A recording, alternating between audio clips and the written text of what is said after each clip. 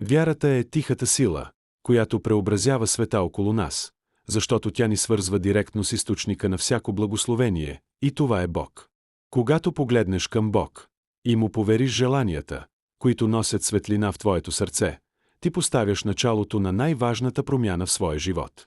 Бог познава най-съкровените ти желания, и Той желае да види как ти се развиваш и постигаш пълния си потенциал. Успехът не е случайност, а плод на упованието, че всяка твоя стъпка е водена от Божията мъдрост, която е далеч по-голяма от човешката.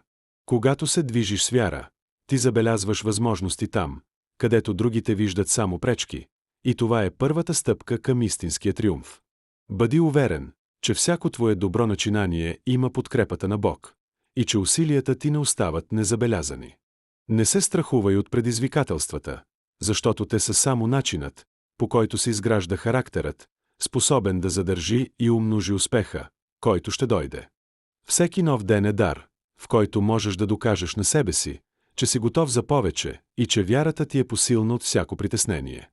Когато сърцето ти е настроено на честотата на благодарността, ти привличаш към себе си изобилие, което надхвърля твоите най-смели очаквания.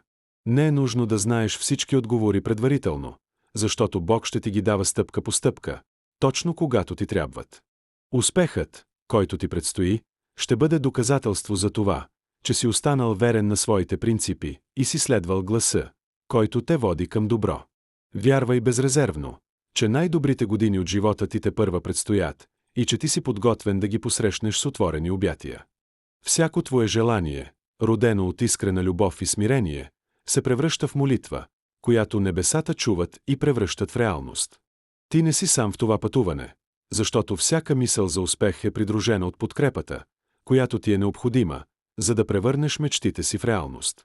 Продължавай да създаваш своя живот върху здравата основа на вярата и ще видиш как всичко се подрежда по невероятен начин.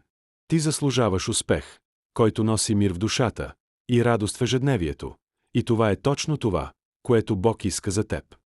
Бъди търпелив в очакването на резултатите, защото времето на Бог е съвършено и всяко благословение идва в правилния момент.